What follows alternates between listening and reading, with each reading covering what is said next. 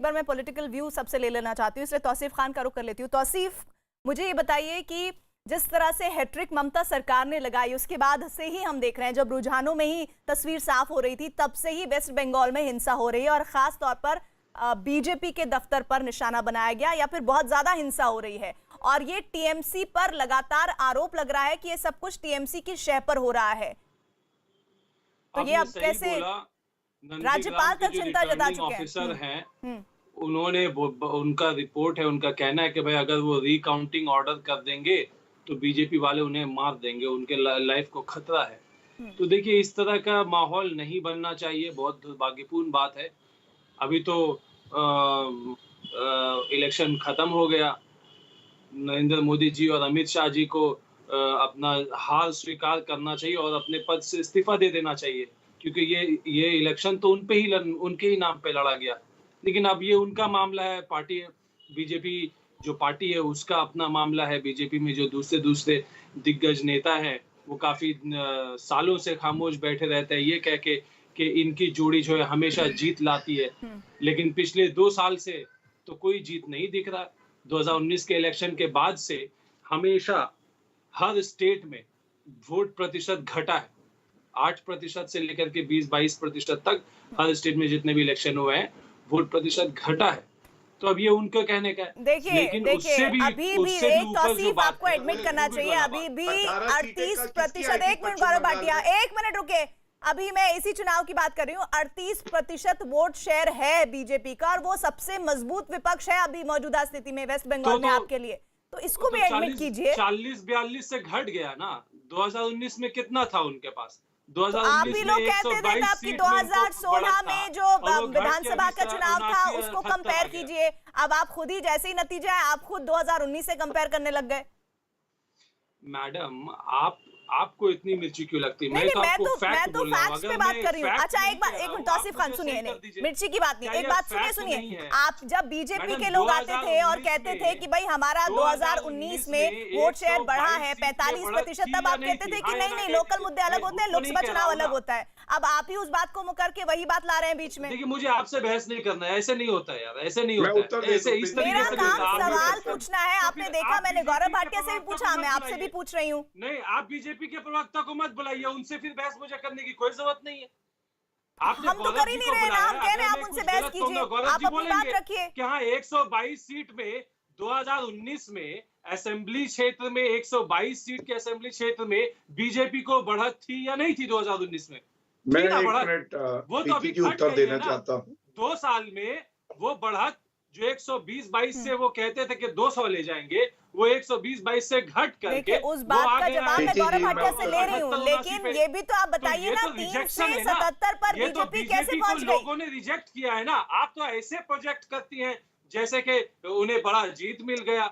मैं प्रोजेक्ट नहीं कर रही हूँ, मैं फैक्ट्स पर बात कर रही हूँ। 3 से 77 पर आना, इसे आप क्या मानते हैं? ये बढ़ोतरी मानेंगे, घटोतरी मानेंगे? आप क्या कहेंगे? आप भी बता दीजिए। चलिए, हो सकता है मैं शायद बहुत कमजोर हूँ गणित में, लेकिन 3 से कोई भी पार्टी 77 पे आती है तो कामयाबी है या फिर असफलता उसकी? क्यों भूल जाती है?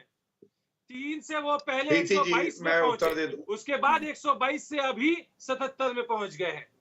तो अभी जो है 2 साल में उनकी पॉपुलैरिटी घटी है। लोगों ने उनके काम को पसंद नहीं किया है, लोगों ने बीजेपी के नफरत वाली राजनीति को पसंद नहीं किया है। ये कम्युनलिज्म वाली गौरव भाटिया, केंद्र के जरिए जो भी काम हो रहा है उसको वेस्ट बंगाल की जनता ने नापसंद किया है और इसी वजह से आप लोगों को ये सीटें मिली हैं और विपक्ष में बैठना पड़ रहा है आपको। अरे हॉस्पिटल में जो लोग मार रहे हैं वो हिंदू मुस्लिम दोनों है। ऐसे थोड़ी है कि ऑक्सीजन की कमी से आप गौरव भाटिया को ले लेते हैं, उनसे आपके काम को बीजेपी ये लोग चुप नहीं होते, एक बार बोलने लगते हैं। इनको लगता है कि बस बोलते जाओ, सुनो मत, किसी की बात सुनो। देखिए, सबसे पहले मैंने अपनी शांत करा लीजिए, नहीं तो बीजेपी को सुनना चाहिए, चुप कराइए, चुप करा लीजिए। आपको भी सुनना चाहिए, आपको भी सुनना चाहिए। चुप हो जाइए, अपनी बारी में बहुत बोले आप, मैंने सुना भी, सम्मान भी दिया। सबसे पहले मैंने इनसे एक संवैधानिक बात करी है, पेशे से वकील है। कानून व्यवस्था बनाए रखना किसका काम है? वहां जो हमारे कार्यालय जलाए जा रहे हैं, कार्यकर्ताओं को मारा जा रहा है, क्या ये गुंडागर्दी चलती रहेगी? इस पे कोई उत्तर नहीं दिया। ये भी नहीं कहा कि ये गलत है। दूसरी बात, आप भूल गए प्रधानमंत्री जी का मैंने रिपोर्ट गलत कार्ड भी तो बोला, 2019 आपको प्लीज। बताया भी अब रिटर्निंग मैं बीच ऑफिसर में से नहीं बात बोला था, आप अपनी बारी में बोलिएगा प्लीज। ये सम्मान बनाए रखिए, मर्यादा बनाए रखिए। नहीं, गलत है तो सही कह रहा हूँ मैं। हाँ, तो अपनी बारी में मैंने भी इंतजार किया। प्रधानमंत्री जी का रिपोर्ट कार्ड जनता ने 2019 में दिया था, 303 सीटें आई थी और पश्चिम बंगाल में भी हमारी 18 सीटें आई थी, 2 से बढ़ के। मत भूलिएगा, बिहार के चुनाव अभी हुए, कौन जीता था? भारतीय जनता पार्टी की सरकार बनी ना वहां पे जेडीयू के साथ, किसी और की तो नहीं बनी। नंदीग्राम में 10 साल मुख्यमंत्री रही ममता बनर्जी, चुनाव हार जाती हैं।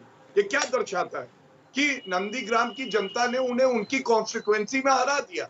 और मैं एक बात कहूंगा, ये सब पार्टियां वो है केवल सांप्रदायिक राजनीति करती हैं और संविधान को तार-तार करती है। इलेक्शन कमीशन ऑफ इंडिया से ममता बनर्जी कब माफी मांग रही हैं? निष्पक्ष चुनाव कराया उन्होंने, तभी आप जीते।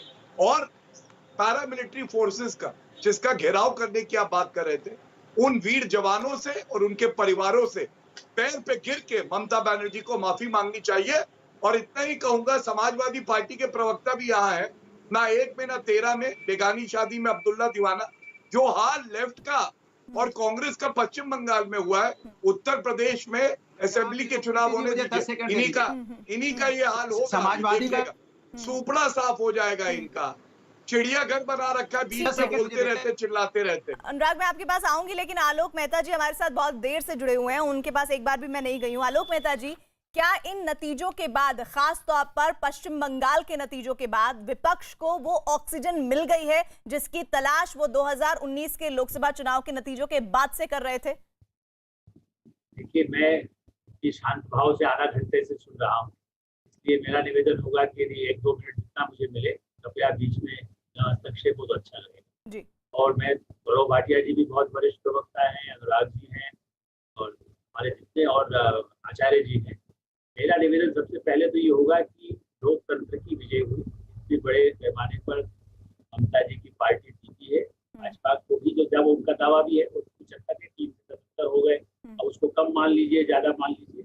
क्या ऐसा अवसर है कि कोरोना के खिलाफ इस मौके पर कुछ समय के लिए, मैं नहीं कह रहा हूँ कि कोई 2 महीने बाद सत्ता नहीं बदल सकती, ऐसा तो नहीं होगा कि अभी न बंगाल में बदल सकती है न केंद्र में, क्योंकि अभी कोरोना में सबको संभालना है। तो पहली बात, ठीक है, ऑक्सीजन बात की मिले, मेरा निवेदन है कि ऑक्सीजन मिली है कि सब एकजुट होकर के चुनाव चुकी निपट गए, गलतियां सबने की। आलोक जी, आपकी आवाज बहुत साफ नहीं आ रही है, शायद कोई दिक्कत आ रही है, वो दुरुस्त करवाते हैं, मैं आपके पास दोबारा लौटूंगी। अनुराग भदौरिया, आप कुछ कहना चाह रहे थे?